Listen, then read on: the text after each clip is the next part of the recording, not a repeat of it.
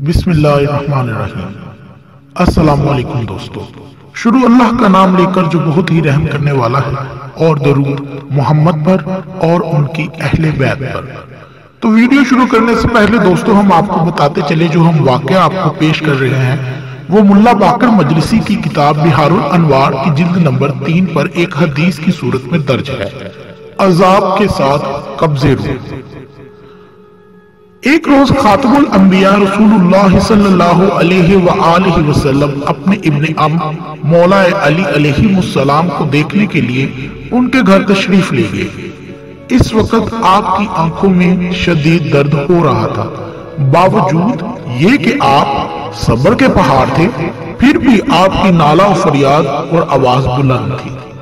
रसूलुल्लाह सल्लल्लाहु अलैहि वसल्लम ने आपको एक ऐसी वहशतनाक खबर सुनाई कि आप दर्द चश्म की सख्ती को ही भूल गए। आप सल्लल्लाहु अलैहि वसल्लम ने फरमाया, ऐ अली, जिब्राइल ने मुझे खबर दी है कि कुफ्फार की कब्ज़े रूह के लिए चंद अजाब लेकर फरिश्ते जमीन पर उतरते हैं और आग के ताजियानों और सीखों से इसकी रूहें निकालते हैं।